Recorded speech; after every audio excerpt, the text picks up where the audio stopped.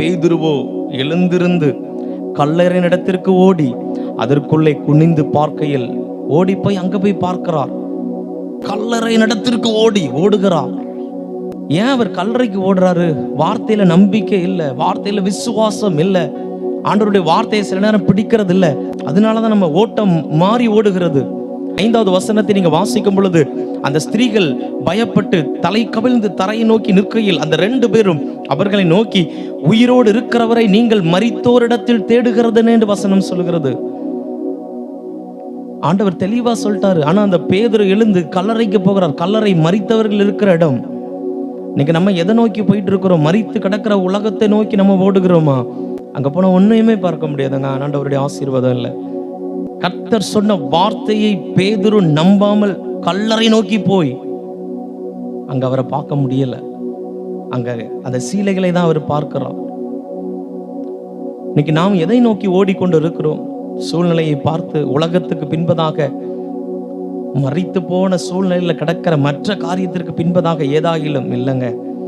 இந்த உயிர்த்தெழுந்த வல்லமை, இந்த ஜீவனுள்ள வார்த்தையை நம்பும் பொழுது, அவரை நோக்கி அவருடைய சித்தத்துக்கு ஓடும் பொழுது, நிச்சயம் அவருடைய முகத்தை நம்ம தரிசிக்க முடியும். அவர் சித்தத்தை நோக்கி நம்ம ஓட்டம் இருக்கணும்.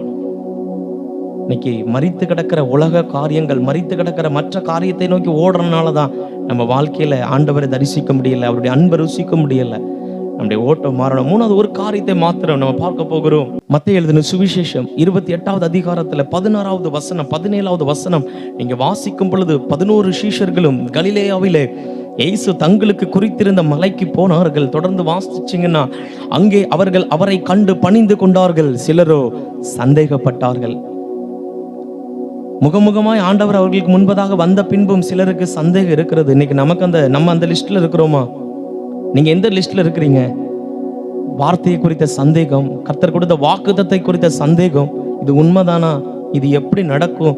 சூழ்நிலையை பார்க்கிறாங்க. இது அசாதாரணமான காரியம். எப்படி ஒரு மனிதன் உயிரோடு வர முடியும்? வார்த்தையை நம்பல, ஆண்டவரோடு இருந்து வார்த்தையை நம்பல. இன்னைக்கு கர்த்தர் இந்த பைபிளை கரத்துல தந்திருக்கிறார், ஜீவனுள்ள வாக்குத்தத்தத்தை தந்திருக்கிறார். ஆனா அது மேல நம்பிக்கை இல்லை. சிலரோ சந்தேகப்பட்டார்கள். எந்த இடத்துல, எந்த லிஸ்ட்ல நான் இருக்கிறேன்? வார்த்தையை சந்தேகப்பட்டு உட்காந்துட்டு இருக்கிறோம்னா நம்மளால ஆசீர்வாதத்தை சுதந்திரிக்க முடியாது. சந்தேகத்தின் ஆவியை தூக்கி போடுங்க, வாக்குத்தத்தத்தை நம்புங்க. சொன்னபடி உயிர்த்தெழுந்த வல்லமை நிச்சயம் உங்களுடைய குடும்பத்தை அது நிரப்ப வல்லமை உள்ளது. Glory to God.